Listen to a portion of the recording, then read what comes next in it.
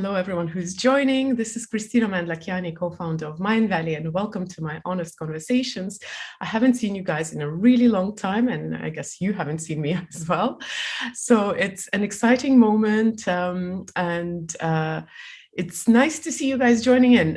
We're going to have an interview, a conversation, and I'm still not sure if you guys can see already my guest or not, but I'll pretend that you can't, so I'll keep it a mystery while you're gathering. We're going to have a very interesting conversation today, and a conversation which is not my normal topic of conversation. So I consider myself an amateur and a person who has a lot of questions and not many answers. And now I'm ready to introduce my guest. I have a very charming guest today, charming and very sweet spoken, if that's the right way to put it. But the topic is much harder and colder than my guest. So it's going to be interesting. My guest today is Katie Stoddart. Did I pronounce it properly? Yes, that's correct. Oh, that's good. I didn't ask you in advance. I was wondering if I can pronounce your name properly, considering that we're neighbors. Well, almost neighbors. So Katie is an award-winning international peak performance coach, and Katie supports entrepreneurs and executives to reach and sustain peak performance in their life and business. And the topic that we announced is actually how to reach peak performance. And I want to ask, but I'll give you a little twist later, but I want to ask Katie you first this question. So you actually help people to reach peak performance, and I also understand that the problem of our contemporary society is that we are a little bit too fidgety, or maybe a little bit too over the place, and actually a little maybe obsessed with productivity, with being at your best, being 100% or maybe 110%. So my question is probably a little controversial. Aren't we a little overstretched? Is that really what we need to do even more? Or what you're teaching is actually how to expend less energy and achieve more? I love this question, Kristina, and it's such a valid point. I don't think it's at all a contradiction, because the way I like to look at it is I like to think of it as yin peak performance. So to go against all this yang and this pressure all the time for these results, like you said, and this high productivity, and instead to reach these results, but also to have balance, to feel fulfilled, and to not be restless. And actually, the image that a lot of people have of peak performance is this really high achievement, working till 2 a.m., loads of results all the time, when actually the way I view peak performance and what I help my clients with is to achieve great results in their business, yes, but actually to slow down, to find that balance, and to also feel fulfilled and reach their potential. So in my view, peak performance is a lot more about how we manage our resources, time, energy, and attention, and how we reach our goals while doing that and without pushing ourselves too much. So coming from a place of self-acceptance and not, self-hatred. So it's very interesting that you would say so, because I completely agree that contemporary society, maybe not so much, the Mindvalley community, but generally, if you listen to anyone or anything, it's all about hustling. It's all about, I saw this, obviously we understand this is wrong, but people say that burnout or being burnt out or being overstressed is almost like a badge of honor. I understand that humanity is trying to move away from that, but that's what we've been trained. So there is a difference between saying, "Oh, I need to slow down and recharge my batteries," versus thinking that you can achieve more by slowing down. Because I think there is a huge difference. Because people do take time off because they understand they'll just die, but they often feel guilty. So I think the question what I wanted to ask is, I know there's another mission that you have. It's like a bonus maybe, that you try to build a bridge between science and contemporary society's take on the world. So what does science say? Is that really possible to do less and get more done? Yes, absolutely. So there's been a lot of research done in terms of breaks. And like you said, a lot of people take their breaks after or when they're close to burnout. So because they have to and they must. But actually, if you take them ahead of time, and you learn to pace yourself at a nicer rhythm. It's been proven time and time again. I have links to multiple articles that show that by taking your weekends off, by having more breaks during the day, this enables our body to recharge.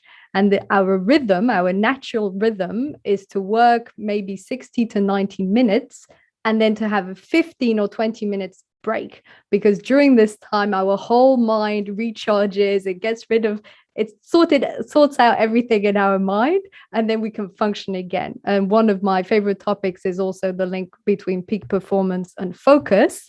And obviously our focus just isn't the same after 90 minutes. So this has definitely been proven both short term, it's called the ultradian rhythm, so that's a daily 90-minute cycle, and long term, taking breaks at the weekend, recharging, and that avoids overwhelm and does help us to achieve better results. And like I said, but also balance and happiness and a lot of other things. It's not all about performance and productivity. Katie, I want to ask, so I remember last time when I had this kind of schedule, 45 work, 10 break, was in school.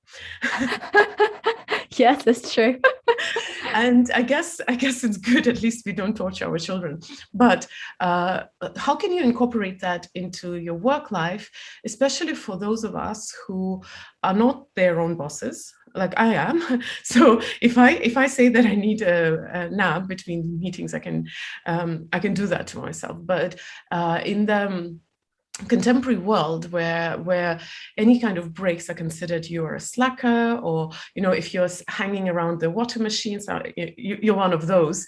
So how can you incorporate that idea, knowing that this is actually good for you, into contemporary society and not be looked down upon or blamed for being a slacker? Yes, absolutely. One thing I've realized I didn't say about the breaks is obviously for our brain to totally regenerate, they need to be away from technology, because even if we're just taking a break on WhatsApp and writing to friends, the brain is still processing information. So it needs to be sort of a tech-free break. That's one thing. And regarding your question, although I'm aware that the ideal scenario would be work 90 minutes and take 15 minutes off, in reality, it's sufficient to just have even 2-3 minute breaks every 45 minutes, for example, and just recharge, drink a bit of water, walk around a bit, breathe, reflect on what we're doing, and coming back. So there are ways to sort of fit in power breaks during the day, and then preferably a bigger break at lunchtime, maybe a 45 minutes to an hour, again, tech-free, not eating and reading your phone at the same time, going for a bit of a walk, and then coming back. So there are sort of techniques that we can use to have mini breaks during the day, and it's a lot more effective even to just have mini breaks than to take no breaks at all. But of course, for us, it's easy to talk because we are talking from Europe, the place where we understand that there is space for life even during work. But I want to introduce you guys who are listening to us right now to the little twist that I found out right before we went live. The topic that we were actually preparing for you was the Enneagram, and it is a very unusual word, I must say. I've been in my industry for a long time, but of course, performance is not my strongest topic. So, what is Enneagram? Could you explain that deeper? And I might, if you want, if that's a place, I can give you the floor to go a little deeper into this. Absolutely. Area. Yeah. Would you be comfortable with me sharing some slide? Then that's probably the easiest in terms of explaining. Yes, of course. Fantastic. Okay, great. So I'll just prepared a few slides just because the Enneagram is highly visual. So it's a lot easier if we actually see what we're talking about. Okay, first of all, linking just the peak performance in Enneagram very briefly. Why is it that the Enneagram can help us? First of all, Enneagram are personality types, and I'll explain that in a second. It helps us to understand ourselves and others, to raise self-awareness, obviously, because we'll see our own thought patterns, mindset, defense mechanisms, and it raises our emotional intelligence because we understand our emotions more clearly and differently once we know our Enneagram type. It's quite a magic tool. It's a spiritual and psychological tool. It's very useful. It helps us to see our spiritual barriers and potentials, so our strengths and weaknesses. A lot more on this to come. Obviously, relationships enhance because we understand others so much better. And the Enneagram comes from core motivations and fears. So it's not our behavior per se, but what drives our behavior. This then can lead to self-acceptance. Like I said, peak performance coming from a place of self-acceptance, and ultimately, hopefully, full potential and spiritual growth. That's the aim, right? So briefly, Enneagram modern version, it comes from Ichatso and Alejandro. You can see it as a map to guide ourselves. And our personality comes from coping strategies when we're young, and probably genetics also. And although we're all complex, we're all unique, so people in the chat don't need to get upset, but I'm different. We do have personalities that are based on repetitive patterns. And these are the ones I'll show. And like I mentioned, it's what drives our behavior and not the outcome.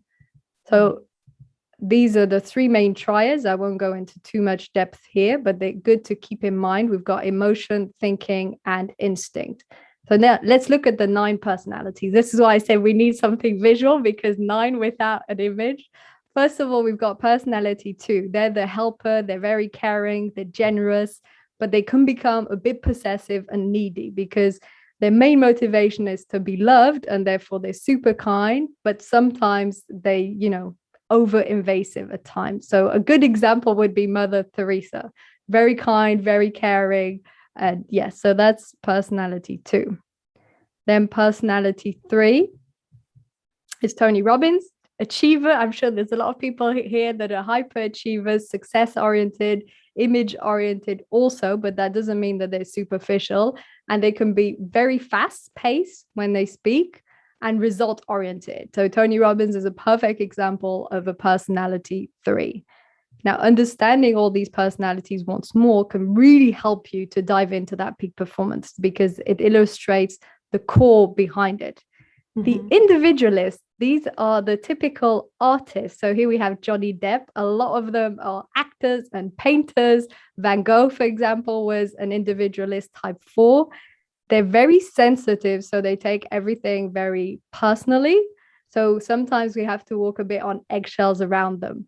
They also have high levels of enthusiasm, but can also be prone to melancholy and get a bit upset and nostalgic. So 4s, yes, a sort of caricature almost of an artist, and they believe that they're unique and special. So they're the most likely to not like the Enneagram because they don't want to be put in a box with others because they are special. So these are 2, 3, and 4 that are highly linked to emotion in the emotion triad. Then we've got the investigator. These are the left brain scientists, analytical engineers and ITs. Einstein, for example, wonderful, very driven by facts. So sometimes they have analysis paralysis. Again, that's good to know in terms of peak performance and productivity. Then we have the loyalists. They're very loyal and committed, and fear is at the root of a lot of their behavior. So although Marilyn Monroe was maybe very aware of her image, she was actually really driven by security. And there are 3 main ways that 6s deal with fear, either through being very loyal or through going through a certain type of ideology, like a religion or politics, or they attack. So they have 3 coping mechanisms around fear. Then 7s, they're the Peter Pans. They're highly enthusiastic, they're friendly, they're outgoing, the most extroverted of all types. They struggle to be present, and they have a tendency to be restless, scattered, unfocused, and do a lot of different activities. So they need to learn to be more present, for example. And these 3, 5, 6, and 7 have security as one of their main pillars in the thinking triad. Then we have the challenger, that are powerful, dominating. They tend to be natural leaders, but are afraid of being controlled. So their main core reason is to be in control themselves and to protect others and themselves. So here we have Martin Luther King, perfect example. And in this instinct triad, justice is one of the main pillars. Then we have the peacemaker with the lovely Audrey Hepburn. These are the empath, the highly sensitive people who dislike conflict, who love harmony and be at peace, natural mediators. These are 9, the peacemaker, wonderful energy, very calm. They need to work on being more assertive.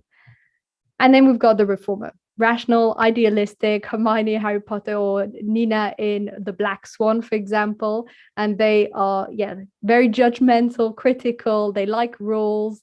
perfectionists, they struggle a lot with perfectionism. So here we have a sort of overview of the Enneagram, very briefly, the 9 personalities. I'm happy to take maybe some questions now if that's useful. I'm trying to figure out where I fall into, and I noticed a pattern that I actually associate the most with the last in each triad. Interesting. So the 4, the 7, and the 1. Yes. Yes. They're contradictory in some aspects. So I don't have the question. Oh no, I do have a question from the audience. I actually, you know what? I think if Bianca, if you can bring up the person, but we see the screen, your beautiful slide right now, and we won't see the person, I'm afraid. I can just stop sharing. There we go. Oh, okay. Bianca, do you think you could bring Huda to ask a question? Yes, for sure. Yeah. Huda is right on the way to come live. Okay, cool. It's a little, we are going to go back right now. I didn't realize that when I asked, but it's okay. We'll go back and then we come back to the screen. Hi, Huda. Do I pronounce your name properly? Yeah, perfect. Thank you. Okay, good. So I'll pass the microphone to you and switch my voice off for a while. You can ask your question. Okay. Hello. Hello. Katie, thank you for sharing all this information. So my question to you is, I work in a busy emergency room, so it's quite a hectic environment. Other than other sort of companies, we don't usually have normal breaks because it depends on the patient. It's like a 24-hour company. So this is something we struggle with, but we do know how important it is to take breaks, to stay focused. So my question to you is, how do you implement and motivate your colleagues to take these mini breaks? Yeah, that's a good point. I think a lot of the time people struggle because there's a certain dopamine rush from being always busy. And the more you're under stress, so particularly, for example, in the emergency room, the harder it is to take a break because the more guilty you feel because there's always things going on. So the first step generally to allow ourselves to take breaks is to deal with our emotions. A lot of the time we don't take breaks, and when we do, it's just quickly on social media or the phone, because we are distracting ourselves from emotions that we're not processing. So by processing the emotions, the stress, either through having a healthy meditation practice or journaling, stress or boredom or anxiety, by working on these emotions, it makes it easier. I know that might sound odd, but we don't actually allow ourselves to take breaks when we're under pressure. So working on managing that pressure makes it then easier to give ourselves the permission to take a break. Does that answer your question? Yes. The first part of the question is very. So the next question would be, how do you implement this? Well, actually more to make it clear to your colleagues that it's necessary, so they can see and understand why it is important. Okay, so this would actually link it to the Enneagram. It depends what personality your colleagues are. For example, if they're a 5 and they're very driven by facts, you could bring out a bunch of articles to show this to them. If they're a 2s and they're naturally caring and helpful, then you could say, well, this is really important for my well-being and it means a lot. So depending on who your different colleagues are, you can illustrate it in different ways, either through facts, either through showing performance efficiency, especially in an emergency room where there can be a lot of important things going on. You need your staff to be very focused. So you can also illustrate the risks of not taking breaks. And there have been studies, I've read of them, in health, in hospitals, and how the number of accidents was proportionate to the lack of breaks, i.e. the accidents diminished when there were breaks. So you could use facts and resources and studies. You could do, let's try a week where we all implement this 5-minute break every hour or something like this, and see how it affects the well-being of the staff, for example. Thank you so much. You're welcome.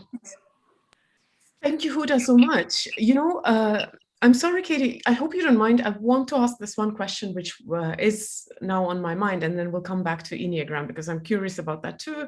And the question is, there is this interesting idea, I think it emerged in the 20th century somewhere, that people perform better under moderate stress. And I know that I am now going into a dangerous field because there is also research that shows that it's not exactly like this. What is, since you know the science behind focus and productivity, what is your take on that? Do we really perform better under stress? If yes, then under what kind of stress, I guess? It's so interesting because I'm going to tie it again to personalities, but not necessarily Enneagram.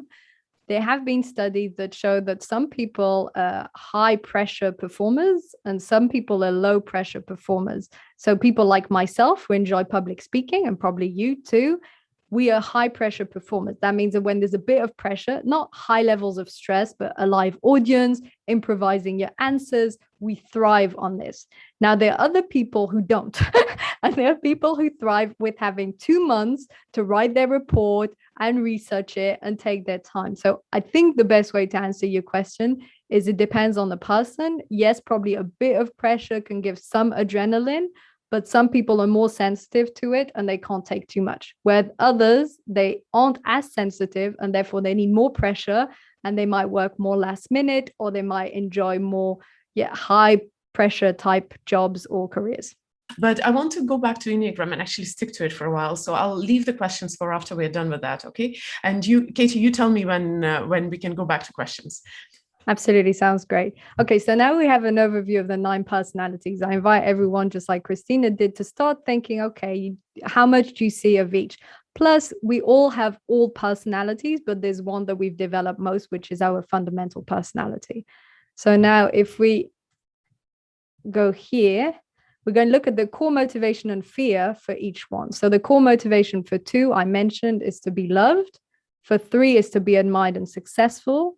And 4, to be unique and special. Now, we keep in mind that 2, 3, and 4 are in the emotion triad, and they really want a positive self-image. They base their self-image either on others, that's what 2s and 3s do more, or on how they see themselves, that's 4. So there's a lot of concern around self-image and how they are seen.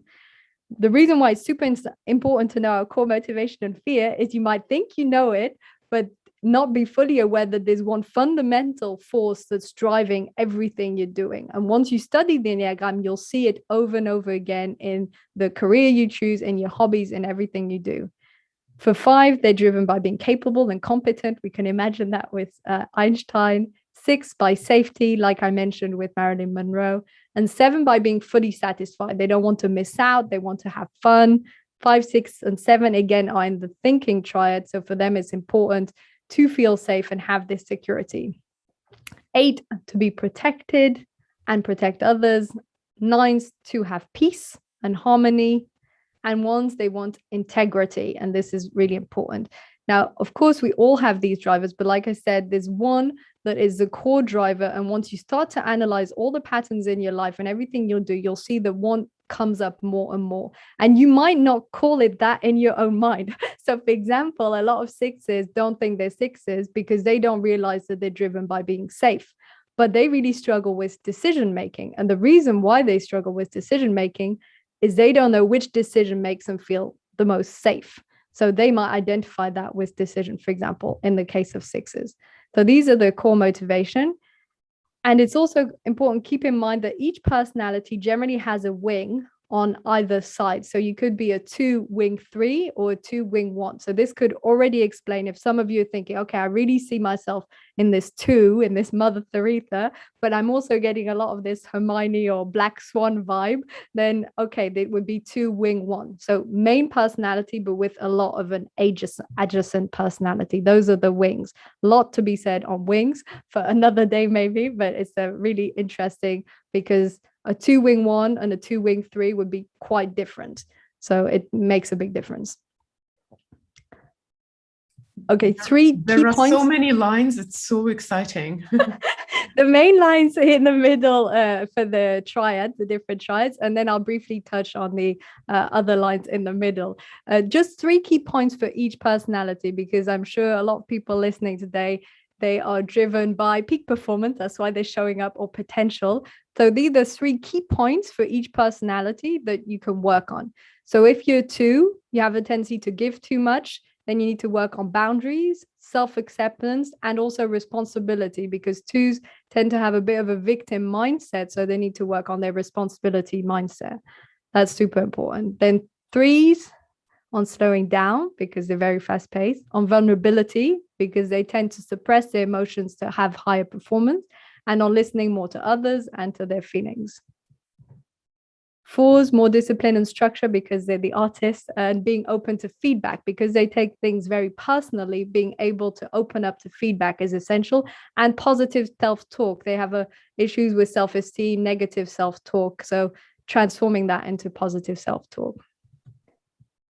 5s, because they're all in their mind and they think a lot, getting in the body, exploring their emotions, and trusting others. 5s tend to be highly independent. They struggle to delegate and outsource. This is a huge point of growth for 5s.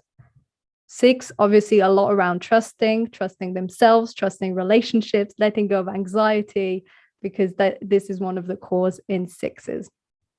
Like I mentioned with 7s, they're a bit restless. They tend to do a lot of different activities. So they need to work on being more present, single tasking, patience, slowing down, and introspection, because 7s struggle to look inwards and get a lot of stimulation from the outdoor environment.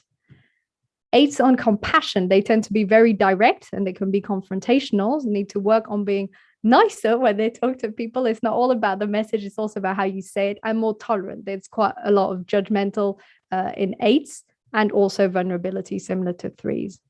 And 9s on being assertive and also listening to their own needs, because they hate so much conflict. They tend to suppress all of their needs to have harmony around them. 1s, flexibility, because they're so rigid and they have this vision of right and wrong. They need to think a bit more flexible, be open to other people, and also self-kindness, because they have extremely high standards and it's hard for them to accept and let go. So these are all points of growth that we can see here. Once you've identified your Enneagram, this can really help you, but also looking at other people and seeing, okay, I know someone who's a 4, I can see that they would need to work on their positive self-talk, for instance. And a brief explanation on these lines, because I know it's intriguing. These are called lines of integration or disintegration. This is because, and this could explain, Kristina, why you saw yourself, and everyone does, in few personalities. So when we're in growth, we go towards another personality. So a 3 that's in growth and in a high spirit will go towards a 6 and be more vulnerable, be better communicators, loyal. A 6 in growth will go towards a 9. So they'll let go of their worries and they'll be more calm and peaceful and in the moment. And 9 toward 3 is a fascinating one, because 9s can be very calm, harmonious, but struggle a bit with procrastination. And so when they go toward 3, it's the opposite, results driven, fast paced. So it's really good for 9s to go toward 3. This is a huge growth, and you can really notice it in people who are 9s become 3. Now, disintegration would be the other way around. 3 would go to 9 when it's stressed. And so 3 would become lazy and procrastinate because they're afraid of failing, for example. 9 would go to 6. And they would get all fearful. This is very common. So if you can think of a 9, or if you are one yourself, you can see yourself be very security oriented and worried about things not going well. And 6 in stress go to 3, extremely common. Also, people that are very security driven go all into the results, because they think that high achievement will make them feel better and safer. So this is for the 3, 6, 9 that are called the primary personalities, and the same can be done, but we won't go through all of them, but this is why they're all connected. So 7, 5, 8, 2, 4, 1, 7 is growth, and the other way is disintegration. So 7, 1, 4, 2, 8, 5, 7 is under stress, but obviously we would have to discuss every single one of them to fully understand it. This is really complicated. I'm surprised you can memorize all of that. I'm sorry. There was It's a point just I was so going complex. to say about this. That's a really good point. It gets a lot easier to understand once you can see specific people in each and every one of them, because then you see several people and you can see the traits. So you actually see people and see what they have in common. So just a brief. Katie, so Yes. since this is honest conversation, which is you? I'm a 7, wing 6 with a one-on-one preference, because there's also tendencies. So that means that when I'm stressed, I go towards 1 and I become all rigid. And when I'm in growth, I go towards 5 and I learn and spend hours reading. And my natural preference is extroverted, seeing lots of people, being one-on-one, which is why I love coaching. Yes. That actually sounds logical, yeah. So another question: how do we know which personality we are? Do we have to make a complicated test? Okay, so identify the Enneagram. No. So I was going to say this. It's important not to do a test, because the tests aren't accurate, especially for certain personalities like 3, 6, and 9. That are slightly dependent on how they are seen from the outside. Oh. Therefore, they don't really fully understand how they really are. So the easiest way really is to read a lot more about it. So this is an overview and how you can use it for your own growth.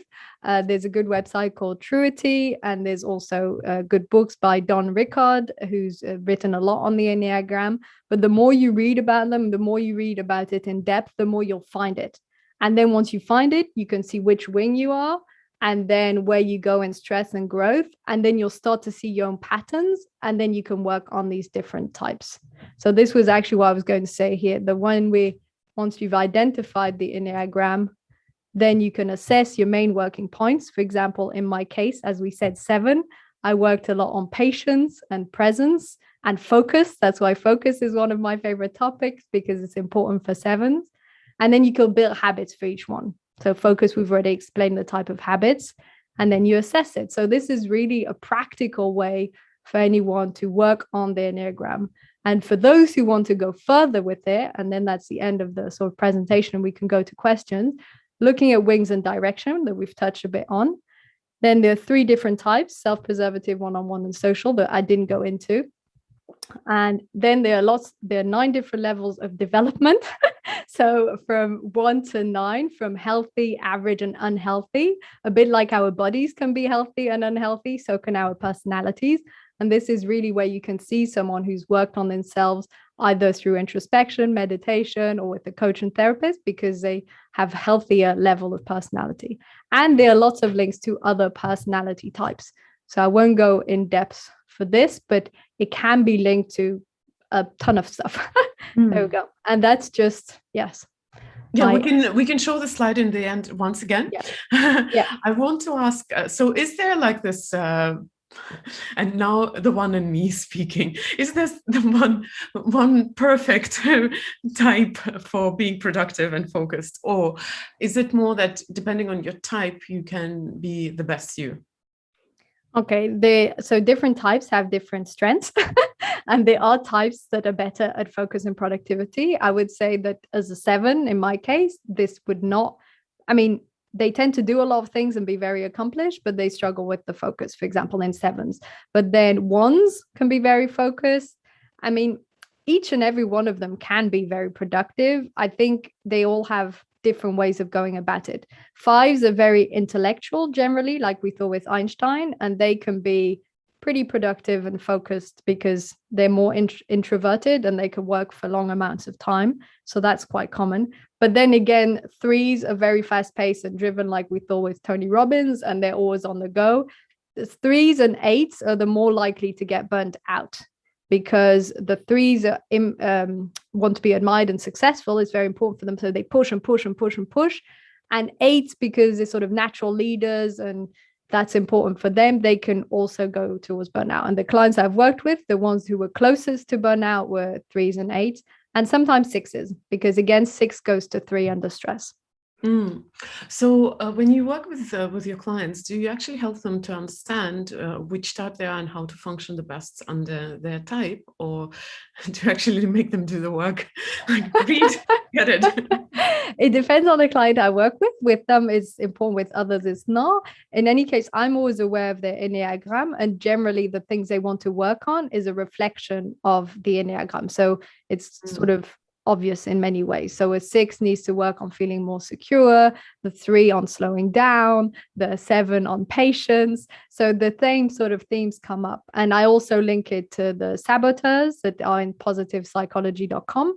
And people need to work then on being restless or being a hyperachiever or controller. So it's more, we'll look at what's getting in the way for them to achieve their goal. What is it they want to work on? And if they want to know more about the Enneagram and incorporate it in the coaching, I also do that. Yes. It's super interesting. I'm so curious about this. I do not know which type is talking to me now. The question that I have is, I noticed there was somebody asking questions about type 3. And one of the questions I noticed was about the spiritual growth and spirituality. Could you comment on that a little bit again? Because I believe we have quite a lot of 3s in our community. A lot of hyperachievers. Yeah. Okay, so the main growth of 3s, so the main way they can evolve, first of all, slowing down. That's why meditation is important for all types and can help a lot, but 3s and 7s really help them to slow down. That's number one. Also, really accepting and looking towards the emotions, because 3s tend to suppress their emotions to get the results. So actually listening to your emotions, opening up and being vulnerable. So being vulnerable to others, admitting that you're struggling, admitting you don't know the answers, opening up to this. And one of my clients who with the 3 struggled a lot with fear of failure. This is also quite common, obviously, because they're driven by being admired. So working on this fear of failure, what's the worst that can happen? Why is it so important for you? Why is it such a big part of your identity? And working around this failure, that can also be very common. If somebody asks you how to be more productive, can you even give a one single answer, or let's say more focused? Or is it always a special recipe for each person separately? I think I could say both. There's both a general answer and one to be specialized and individualized. The general answer to be more focused, if you want the answer to focus, is I think it's actually breaks and energy. So working on your energy means sleep and nutrition and exercise. Although this is the basics, people don't do it. So it's good that it's a basic, but if they don't do it, it doesn't work. And I notice huge levels of difference in my clients, in myself, by working on your energy. This means, you get your hours of sleep, and a part of energy is also emotion. Like I said earlier, managing your emotions during the day, managing the stress, having a meditation practice. All of these are great for focus, and then taking breaks during the day. But mostly, yes, working on energy, emotions, meditation really help with focus. And to be productive, I'd say, yes, working on focus and clarity on what you want to achieve, and intention, because intention is so essential. I did see a really interesting article on LinkedIn, or maybe it was shared on LinkedIn by you. So I guess you could we could spend another 1 hour talking about that. But I'm going to shut up my inner Peter Pan and pass the word to Juliet. Well, hello, Juliet, good morning. I'm passing the microphone to you and switching off mine. Hi, okay, perfect. Thank you so much. Hi, Katie. I'm very surprised to hear that it's like Enneagram, what we're talking about this morning, because it has been such a useful tool for me. Nice. I learned about it back in 2016. And I think what I would like to understand is I was identified with personality number 3. And I have tried to go inwards and do things not because I'm showing it to others, but for self kind of achievement in a way. But I struggle with trying to not be an achiever and trying to move to 6. So I wonder, like, once people get to understand their personalities, get to understand what they need to work on, what will be kind of a breakthrough to help them truly, in this case, me, like help me move to 6, I guess, or help me co-op with the fact that, yes, I do seek achievement and admiration, even though I know that shouldn't be my intention. Yes, I love this. This is a great question, Julia. Thank you for bringing it up. I've actually done a lot of work on this myself because I have a hyperachiever saboteur. And so even though I'm a personality 7, I also have this high achievement driven personality. I think from my own experience and also from what I've seen with my clients, a lot of the time, the reason why we seek achievement is as a form of compensation for something we're not fully satisfied about. The famous, we feel we're not enough. This is really common. And so I just say it like this, but it's literally loads of people compensate on it in different ways. Achievement is one way. So I feel that the best route forward is really looking at, why do we feel we're not enough? I know that in my mind, it was never enough. So whatever the achievements were, whatever I was achieving, it was never enough. So working, why isn't it enough? And working on acceptance. Oh, actually, this is enough. Why is this enough?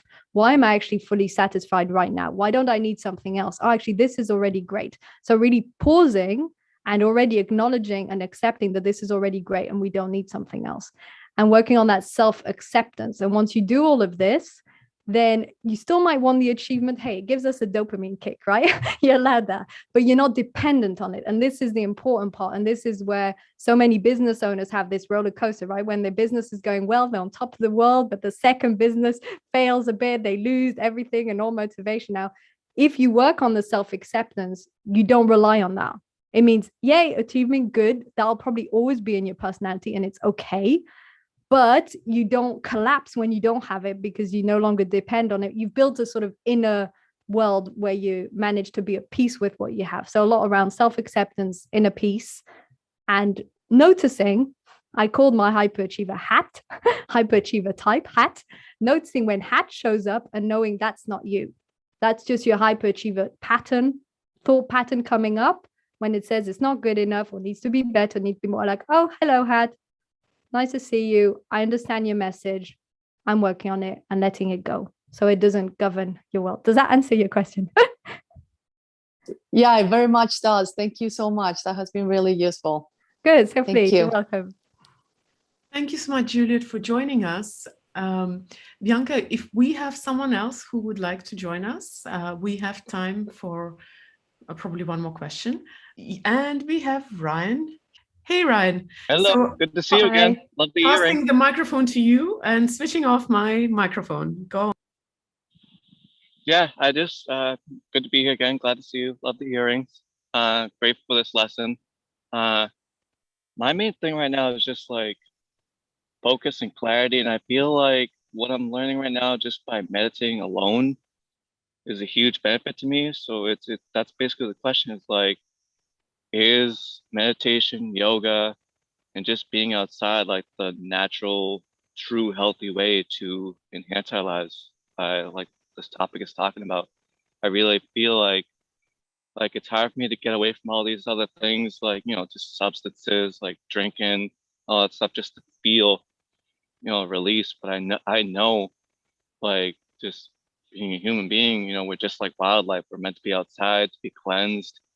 And I feel like that's a huge thing nowadays during this pandemic, and it's really saving me. Like, I go out on the water, on the lake, and like it's just like a whole nother world.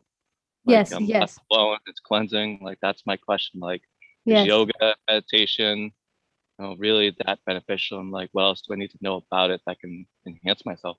Yes, 100%. Yes, it's probably, maybe I didn't emphasize it enough. Meditation, absolutely a huge benefit for focus and for personal growth on all personalities. I could cover more in depth how meditation benefits each and every one. And yes, being outside, I didn't mention it specifically. It's a really, really good point. Connecting with nature and being outside, all of the things you said, and yoga in general, exercising, but yoga also. But yes, these three are excellent tools. And the more people can implement them every day, several times a day, yes, the more focus, peak performance, but also at peace people are. Yes, a million times. Yes. Yeah. Do you have any more information on it? Just, I know like the basics of it, like, just basic breathing, like it calms the whole body system down, being outside, like I said, cleansing, but like, do you have more like in-depth, like hard facts about it so I can understand it more, to know how severely important it is to enhance myself? If we're talking about meditation specifically, this is mostly because it helps with acceptance and letting go. So it regenerates your attention. It builds that meta attention muscle, which means that when you're focusing at work, you're able to rebring your attention on your task because you've trained that meta attention muscle. So this is how meditation can help in terms of focus. But in general, the practice, it's pretty much just what you're doing. It's sitting down, closing your eyes or having your eyes open, and constantly bringing your awareness back to your breath if you want your breath to be your source. And there isn't much more. And I think people always want more tools and gadgets and apps and all of this, but actually it's just do that. Just relax, do it regularly, and that's it. I meditated half an hour before today's call, and I do it every time I have a coaching session or workshop because it keeps my mind sharp. So yes. Yeah, I really believe social media too. It's not good right now. And like, I really tell people, get away from the phone. That's what they're trying to do to scare us. Like, nobody seems to understand it because we're that addicted to it. It's crazy. Like, I see it. It's a beautiful thing, but it's scary. But doing this right now and like reminding these people, like, get off your phone, go outside. like we were told when we were kids, get off the phone, go outside and play. Yes. Yes, totally, 100% agree. Could talk about it for hours. I totally agree. Yes. Thank you. Can I add yeah, one more thing? We have a few more minutes, so yeah, if it's a little addition, yes, you can. It is pretty important too. Like, for some reason, like, I know I have anxiety, and I take medicine for it, but there's something in me. For some reason, like, I'm a very quiet person. Like, this is in regards to my living situation. Live by myself. There's 2 floors. I'm on the top floor, and I'm very respectful to my neighbor. Like, I practically almost to the point of tiptoe around so I don't like make me bad noises, but my anxiety, my mind, my anxiety takes a hold of it. For some reason, it wants to keep torturing me. And in the back of my mind, I know I'm a good person. I'm quiet. I pretty much mumble when I talk. I don't know how I sound now, but like, I'm trying to learn how to get over it. And I know we talk about meditation and all that stuff, but like, I still have it. Like, I'm trying to figure out where this attachment is. So meditation can help you. Sorry for cutting you. Meditation can help you. The best way to overcome these things is probably working with a hypnotherapist, because they go straight to the unconscious and they will look at the patterns and traumas there. So when you have something like a high active mind or really toxic thoughts or traumas, then, I mean, it could be a CBT therapist, but I mean, probably a hypnotherapist will go deeper. So then you can really express all of this, and they'll go and they'll mess it all up inside, and you'll be fine. Thank you. Okay. Thank you so much, hypnotherapist, right? Ryan. You know, I think that you just touched upon a topic for another conversation, which we might actually bring up later, anxiety and dealing with that. So we were talking about focus, and since we only have a few more minutes left, I'll just want to round it up with the same topic with which we started. Ryan, thank you so much for joining us and for being so you and so open in this conversation. And Katie, I just want to ask, I've noticed with one eye in the chat, there are a lot of questions, people asking, how can I improve if I'm this type, if I'm that type? And I'm not going to ask you to comment on separate types. I want to ask a general question. So if what I got out of the session is that there is a wealth of knowledge which is still not accessible to me, and I'd like to know more. So what would be your one advice to everyone who's listening? Like, what can I do next after this thing is finished to improve my focus and productivity? Yeah, that's a great point. I think probably the first thing to do just after this is to sit down, take a pen and paper, and write down what you've learned and the first thing you'd like to implement. Because a lot of the time when we listen to these things, and then we go straight into an activity. So the best thing is probably to pause and think, what feels right for me? And listen, okay, out of everything I just heard, what's the one thing that really spoke to me? Because our unconscious is taking all the information. And so probably just by processing everything that's been discussed, you'll be able to extract the one thing you need. That would be like my one piece of advice. Katie, if people want to get more of you and to learn more about Enneagram, maybe it's time to bring up that last slide again. Yes. Yeah. Okay, so if anyone's interested, I'd be happy to give a few free Enneagram follow-up calls. So for people who want to learn how they can work on specific areas, obviously maybe not the hundreds of you, but the people that feel they want it, please reach out and let me know. And otherwise, you can find me on all social media under the Focus Bee or Katie Stoddart. Please connect. Let me know what your insight was of today. And I also have a podcast, The Focus Bee Show. I've only done one brief episode on the Enneagram there, and I'll probably do more because I'm talking about it a lot more and reaching a lot more people with this topic. So this is how you can find me. Please reach out. And yeah, thank you. And it's been great to be here. My friends, we are at that time of our conversation where I'm going to ask you to leave a heart for my guests, and those who are going to watch this in recording later, you can leave a heart in the comments under the video. And you know, I have to comment on that. You guys were just talking about getting off social media, and I realized this is such a rule of the day, because even like almost every conversation ends in that. So how do I get more of you? Go to my Instagram, go to my LinkedIn. So is there like one parting rule, how to use, I mean, we can't cut ourselves off that completely, but just maybe in 2 words, if maybe you could say something about, yes, I would how can we go there and not feel guilty for doing that? Yes, I would say probably 2 things.